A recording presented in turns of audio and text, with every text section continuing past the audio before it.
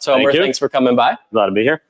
Thank you to everybody tuning in on the live streams as well. We're going to dig into the real world use cases of stablecoins from one of the OG blockchains that I think. Calling me old? Yes. Okay. It's okay though. You still look very good.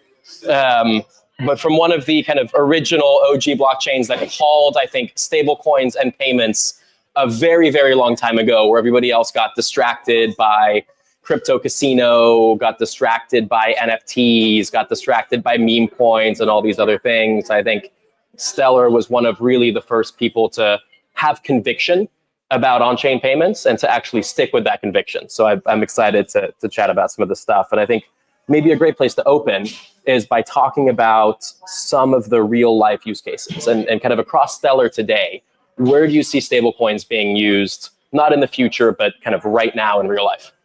Yeah, so I think it's a very exciting time because we're actually seeing product market fit today, not some theoretical future version of reality, but actually today.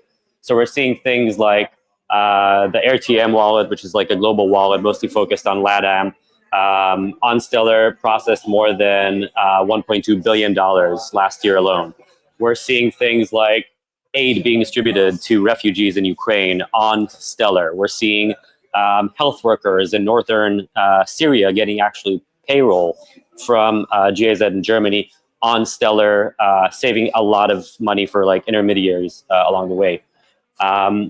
Now that Stellar also, we launched a smart contracts platform last year, so we're starting to see DeFi at Stellar. And I think the really interesting thing we're seeing there is this basically taking this base layer of stablecoins, which we think about kind of like the checking account of this new finance, and building more financial instruments and making things like, you know, the savings account equivalent or the investment accounts equivalent. And so people with wallets that maybe are holding these wallets because a stablecoin gives them you know, some hedge against inflation in their local currency. Now, rather than just keeping US dollars, they can also get access to RWAs. They can get access to yield from DeFi instruments.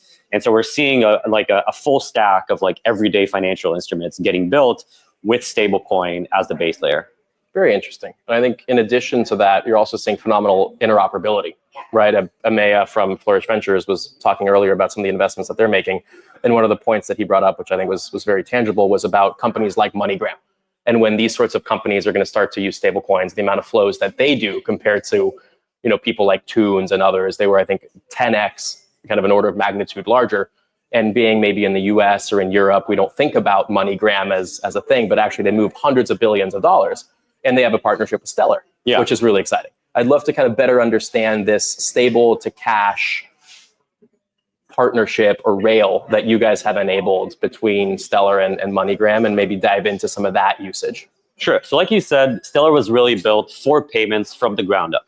And so one of the things we've identified early on as a challenge is this idea of access. How do you actually get in and out of crypto and into any type of asset, and specifically stablecoins? And I think sometimes we take for granted, either in like Europe or North America, like how easy it is to deal with like exchanges, to move in and out. And even for us, it's not like the easiest thing. And so we built from the ground up, from the early days, what we call the Anchor Network, which is a network of interoperable on and off ramps. And we have a bunch of those around the world. And the biggest one is MoneyGram. And so MoneyGram actually allows you to move from Stellar USDC to cash at hand in local currency on more than 400,000 agents around the world. Is it the entire MoneyGram network is completely interoperable with USDC? The entire MoneyGram network is interoperable with off-ramping USDC Stellar. Part of it, and growing every day, is also compatible with on-ramping. So you can actually deposit cash and turn it into Stellar USDC in your MoneyGram-enabled Stellar wallet. Interesting. When you guys were plotting this, I'm curious, was it very Stellar driven, or was it MoneyGram coming to Stellar, starting to realize, because you announced this a while ago, before the stablecoin hype stuff, were they really forward thinking and saying, hey, we need to get access to this rail? Or was it kind of a bit of both, Stellar doing some education and MoneyGram being willing to listen? Yeah, so I think we've been talking to MoneyGram for a while. I think the first time I was in Dallas, kind of like just whiteboarding how like an integration might look like, was probably 2019. After that, they had an unsuccessful collaboration with one of our competitors that I will not mention by name, so they could not deal with us. But once that was finalized, we could kind of like go back to this integration. And I think the interesting thing from MoneyGram's perspective and from a lot of companies in the space that have like very established infrastructure is how can they take the existing infrastructure and make it more usable, kind of like the Amazon AWS story, because you do have these 400,000 agents around the world with cash at hand, able to deposit, to process deposits and withdrawals. But right now it's like very limited to the current remittance flow. And once you introduce this, which is what in this industry they call like me-to-me transactions, it's basically me coming in with currency in one form and moving it to another form, but still I'm the owner of it. And it's for a lot of reasons, it's actually like a very simple flow from a financial perspective. And so what we've done, what we worked with them on is kind of like taking their infrastructure and opening it up. And MoneyGram is awesome. They were very receptive to it and have been like a great partner in designing it. It's not easy. It's not easy. And if you think that upgrading like computer software is hard, like try to upgrade like a network of like literally like millions of human beings to handle like new flows. I think it's definitely completely changed my mind about a lot of how the world operates on kind of like the edges and like the last mile. And I think we tend to make in our industry, we tend to kind of like make fun of like these legacy players, the Western Unions and MoneyGrams of the world. They're the ones with the distribution today. They're the one with the distribution, and it's a really hard operation. Like being able to, because think about it, you basically have these like each one of these agents has a drawer with cash at their hand. There's like some sort of like orchestration system that needs to ensure that each of these drawers has like just enough cash at hand to actually like process transfers needed. It is a monster of like an orchestration layer, and I'm really happy that instead of trying to win over them, we're winning with them and being able to collaborate. I think that's really important, just being able to access the traditional rails and make them interoperable with stables, right? Yeah. I want to double click on one thing that you talked about with, we don't have to name names, but the unsuccessful partnership of the past versus the very successful partnership today. From Borderless' standpoint, we work across a bunch of different chains. So we've had firsthand experience of some of the pros and cons of working with the way different things are structured. And I'm curious to get your take on what made Stellar's infrastructure work really well for this MoneyGram partnership, where other particular chains may not be such a good fit. Yeah, I think there are a couple of aspects here. First of all, is really lean in to what the partner does well, right? And so I think for MoneyGram, what they do really well is distribution. It's like the last mile, and I think like tapping into that is what we really wanted to work on with them. If you're trying to go into a company like MoneyGram and completely change, their backend and like their B2B flow and like the way that they move money across borders, that's actually a lot more difficult because it's a very nuanced operation. And so, if you're a crypto innovator and you think that you're gonna teach a 100-year-old company like how to move money across borders like more effectively, I would suggest modesty. And so I think that's one aspect, kind of like lean into what the partner is already good at.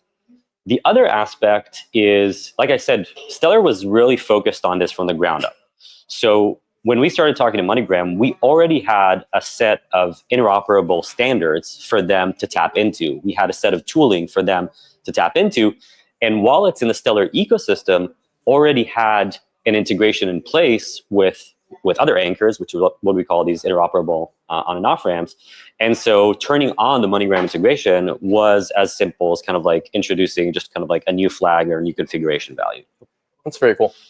I think a lot of the recent news has been around the growth of stablecoin transaction volume, and a lot of people compare it to the Visa transaction volumes, the MasterCard transaction volumes, or when you think about payment networks, kind of Visa and MasterCard have been the TradFi giants of that world. What do you think it takes for stablecoins to become as routine as credit card transactions? What are the kind of blockers today? Yeah, I think my unpopular belief is that there are no major blockers. Like, I think that at the end of the day, from a I think from a kind of like regulatory compliance place where, there's definitely some more work to be done, but we're at a really good place right now compared to previous years. I think if you look at the actual like technical building blocks in place, I think that, companies like Borderless, companies like Bridge, companies like, even Privy for like the wallet infrastructure and all of that area, like everything is there. All the building blocks are in place.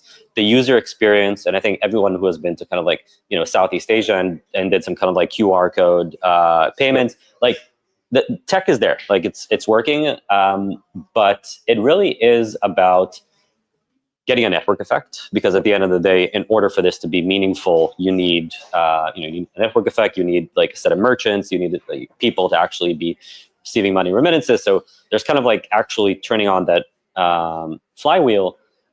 And more than that, I think for for builders here in the audience, it's about building applications that actually bring value to users. And I think that in this universe of Web3, we've been kind of like really focused sometimes on marginal gains rather than really kind of like bringing meaningful value into users' lives. And we need to focus more on that. That makes sense. We've seen a lot of networks try to focus more geographically, right? And try to own like Latin America or try to own Africa or things of that nature. It seems like Stellar is much more of a global vision than kind of trying to go piece by piece. Do I have that right? Would you say that's incorrect? Kind of how do you guys think about the global landscape and where you focus? I would say that is partially correct. Like if you look at areas where Stellar is active the most, then definitely Latin America is a huge market for us. And I think that if you look at the kind of like currency instabilities in some locations, that lend really well to the use case of US dollar savings. And we're seeing some adoption in like in Africa, sub-Saharan Africa.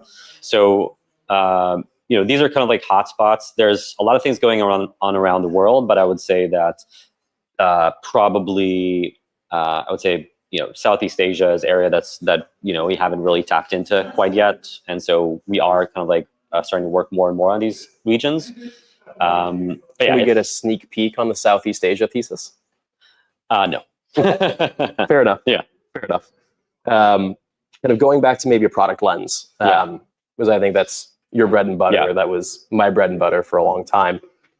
One of the biggest things that I think people get wrong about stablecoins and about payments in general is it's not a technology business. It's really a trust business. Yeah. So from a product standpoint, how do you design for trust, and how do you do that in an environment that has widely different regulatory complexity based off of the different local markets? Yeah, so I think there's, high level, there are kind of like two directions we're taking this at. One is to actually build a very kind of like trust forward, compliance forward tech stack and product stack. Yep. And then the other is how to actually like bring meaningful ecosystem players into the picture. So I think on the former, if you look at the Stellar tech stack, it's really based from the ground up on trust. Even the Stellar consensus protocol is based unlike some other networks out there, it's really based on reputation. And so every validator on the network actually configures which are the other validators that they trust. And the Stellar consensus protocol, which we call the proof of agreement protocol, basically detects the intersection of trust. We call it the quorum intersection. And then those are kind of like the validators that can actually propose blocks. And so if anyone's following, I think there's a lot of discussion right now on proof of stake in kind of like the wider ecosystem, and people are starting to realize that proof of stake might not be the silver bullet that some ecosystems thought it was. And I think that in the best case, like in Ethereum, for example, it ends up that proof of stake is basically this very complex proxy for trust. So if you look at validators in the Ethereum ecosystem, you see, Coinbase, Binance, Lido, trusted players within the Ethereum ecosystem. And so, and when it doesn't work well, you have like a set of anonymous validators that no one quite knows who they are, and that they can make very meaningful decisions in terms of clawing back hundreds of millions of dollars worth of assets. We saw that happen a couple of months ago. And so when we talk to institutions, they want to know who's holding the keys. And so I think having like a trust from the ground up like that is super important. Stellar was built with custom built-in tokens that have compliance features that are opt-in, and so an issuer can opt in for like allow lists, deny lists, clawbacks, and so that's kind of like very meaningful. They don't need to write their own smart contracts for that. And when we did introduce our smart contracts platform last year, we really put a strong emphasis on security from the ground up, on like testability from the ground up, and so we really focus on test-driven development. And then there's the ecosystem aspect, which is bringing in experts. So, on the smart contracts, we have an audit bank, and we actually award audits for companies building in a Stellar ecosystem, completely sponsored by SDF. We work on the wallet interactions. We have a partnership with Blockade that does kind of like risk analysis on transactions. And I think we try to work very hard with all the front ends and the touch points in the ecosystem. The important thing is to instill this idea that even though this is, permissionless innovation, and even though, we're talking about self-custody, we still, we still owe our users to do the best we can to prevent fraud and to prevent scams happening. Yeah, I think that makes sense. You made an interesting point earlier that in your opinion, kind of there aren't a lot of blockers left to making this as useful as a Visa card or something like that, and really becoming the next payments network. Stellar has been in this game for a very long time. So maybe kind of looking back, that was certainly not always the case.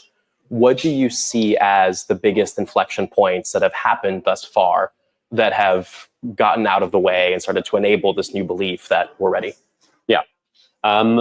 Obviously, I think we touched on the MoneyGram integration before. I think that, we've had kind of like local integrations in the past, but onboarding such a international global player has been like super transformative, and having this like kind of like an ACE on and off ramp that works for everyone. And so that was very meaningful. And I think it's just about, like there's no, obviously like the regulatory landscape has like changed significantly in the past few months. That has been like insanely helpful, but it's been just like slowly chipping at the rocks, like throughout the years, working a lot with financial institutions, working with wallets, improving these flows. Like if you look at the, the MoneyGram flow when we launched with them a few years ago compared to what it is right now, it's night and day in terms of like the user experience, in terms of actually catering to the non-core kind of like MoneyGram use case. Yeah, very cool. The MoneyGram use case probably highlights some of the abstraction that can be possible. And I'm curious, we had a debate earlier. What's your take from a user experience perspective? How much are stable coins kind of needing a mass market user interface versus how much do stable coins fade into the infrastructure that's abstracted behind the scenes? Yeah, I think about that a lot. I think it's very, we tend to say in our ecosystem right now that, it will all be kind of like abstracted away. I'm not entirely sure about that. I do think that there are a few brand names that are going to stay in the game. I don't know if it's specifically USDT and USDC, or there will be like other players, but I do think that there will, not hundreds, not tens, maybe just a few, but there will be these like stable coins that are like recognized brand names. And then I think the long tail of stable coins will probably be just kind of like back-end infrastructure, whether it's for bank specific, whether it's for like consortiums of banks, or even for like just like large corporations to manage their, even if they're not like a finance in core organization, if they have sufficiently large treasury, it might make sense for them to use stable coins. Makes sense. What's the one big takeaway? Just kind of maybe as a wrap up, what's the one takeaway that you would leave everybody with on taking stable coins from hype to habit, to throw this back to the title of this? Yeah, I think just keep your eyes on the ball. I think, like you said, we've been at this for a decade now, and there were a lot of distractions along the way. And I think that having like a very clear mission, our mission is to create equitable access to the world's financial system, and having very clear kind of like lighthouse values, I think that is super helpful. So, stay focused on your mission and really, build products that have, a value proposition for the users. We need to increase the pie in the Web3 ecosystem rather than just kind of like pull, TVL from like one protocol to another. It's just not very maintainable. No. And then maybe last bonus question for people that are interested on building on Stellar. Yeah. What are the best resources to get started? We have the best developer docs in crypto. So go to stellar.org, go to the dev docs, and DM me on Twitter if there's anything missing. I'm Tomer Weller. And thank you for enduring this intense heat with us here. Thanks, Tomer. Okay. You want to take audience questions or call it a day? Sure, we can take audience questions. Any questions from anybody here at the house? When's Western Union next? I have no comment on that. Yeah. Tell me a little bit about like the progression of Stellar, because early on, yeah, you guys have been around for forever, but it took you a long time to do smart contracts. Like, was that very intentional? Was it like, it's like, ETH came out with smart contracts in 2015, and you guys came out last year. Was that super intentional? Was it, you thought you could do everything without smart contracts? I'm just kind of curious, like, how that progression happened. Yeah. So Stellar was conceived in 2014. This is pre-Ethereum mainnet, right? Smart contracts are not necessarily a thing quite yet. And so the idea behind the design of Stellar was basically, so what you had back then was Bitcoin, right? And Bitcoin, and we tend to ignore this a lot these days, Bitcoin had like really great product market fit for payments in its early days. People realized that you can, as long as there's like buy demand in one part of the world and sell demand in another part of the world, you can transfer value. And so people were using it for payments. The problem is that, the compliance space was kind of like not mature. Volatility was like crazy. Add that to the, to the settlement times, which were like 60 minutes at the time. And that made Bitcoin like really bad for payments.